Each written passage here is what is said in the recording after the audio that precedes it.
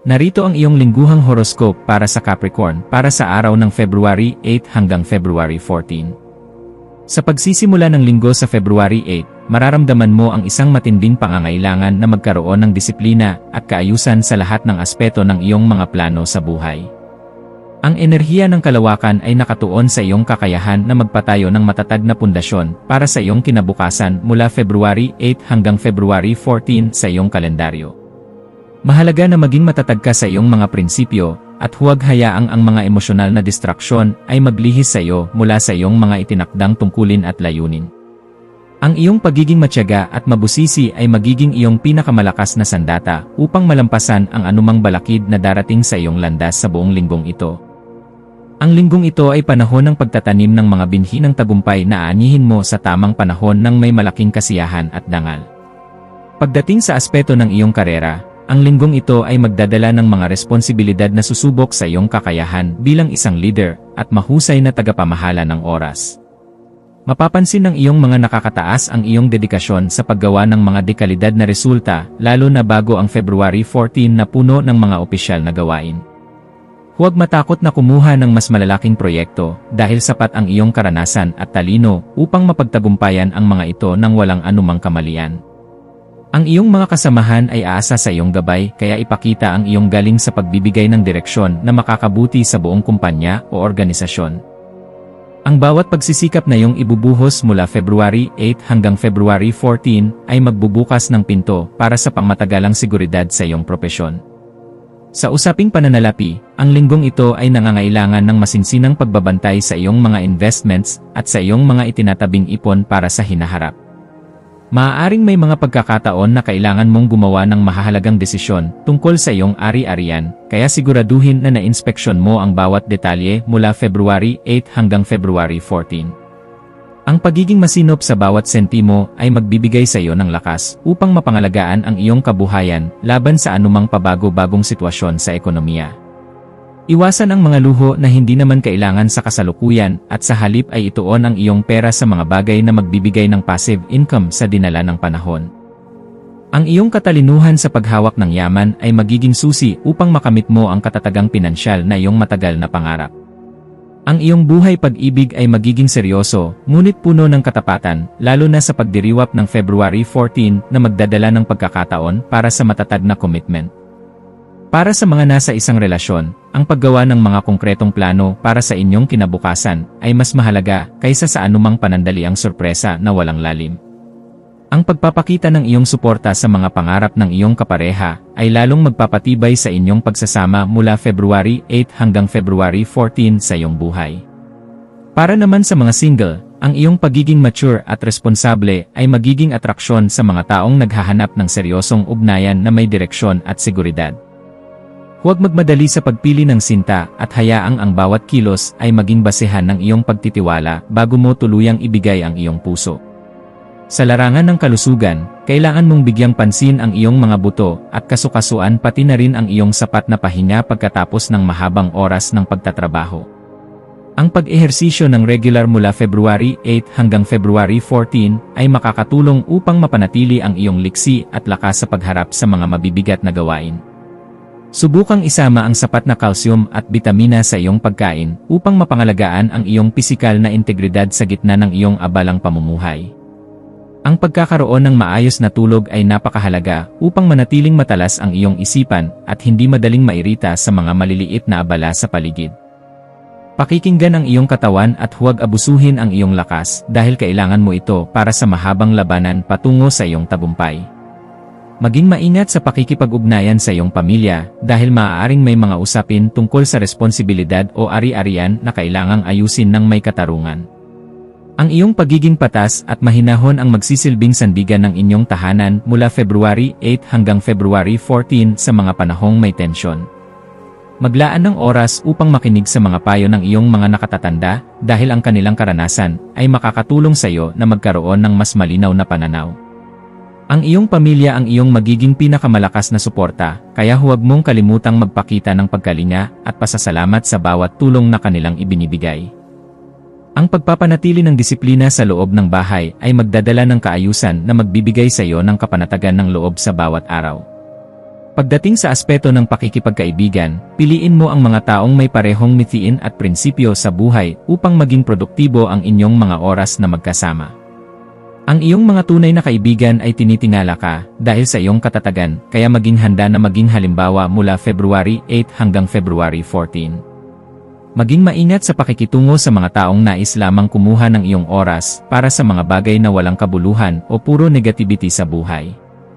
Ang pakikipag-ugnayan sa mga profesional na grupo ay maaaring magbukas ng mga pinto para sa mga bagong koneksyon na magpapabilis sa iyong pag-asenso sa karera.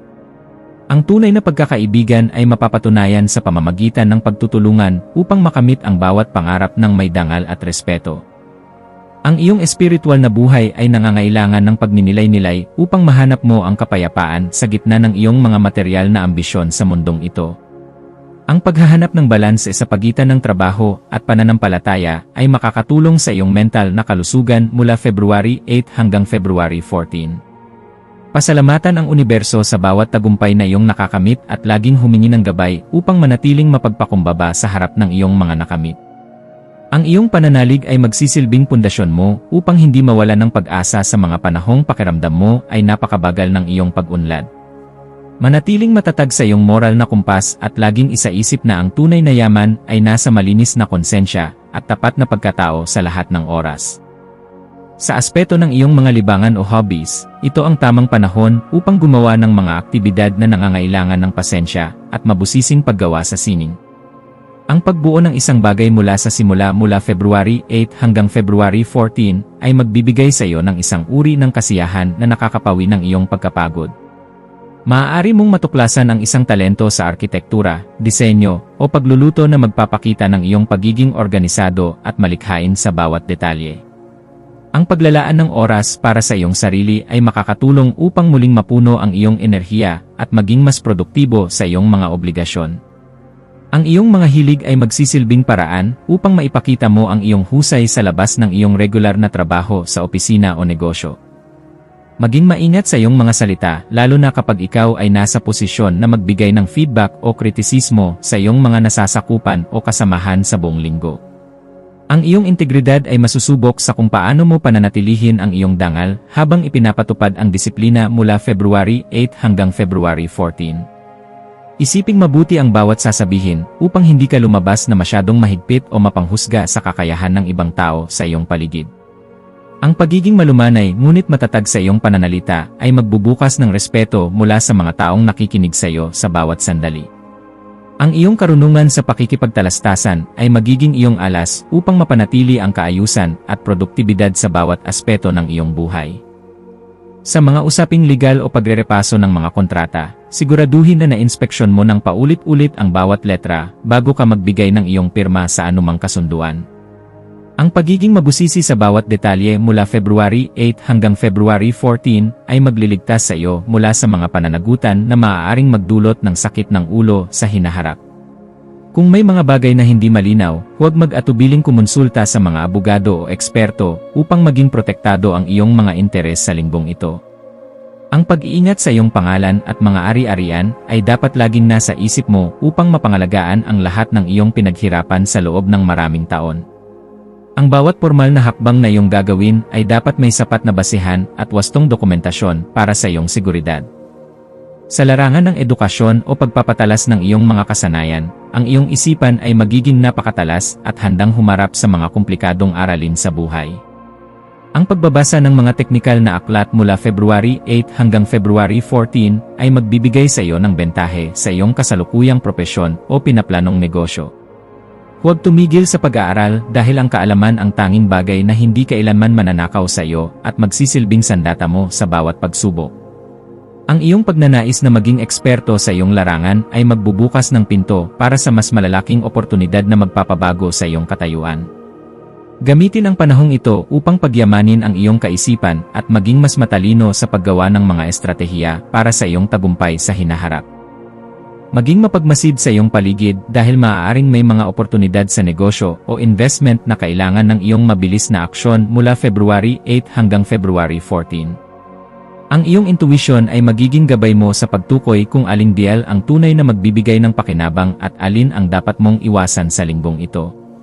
Huwag hayaang ang iyong pagiging maingat ay mauwi sa pagiging indecisive o kawalan ng kakayahang gumawa ng desisyon sa tamang sandali. Ang pakikinig sa iyong sariling karanasan ay magliligtas sa iyo mula sa mga maling desisyon na maaaring magdulot ng lugi sa iyong kabuhayan.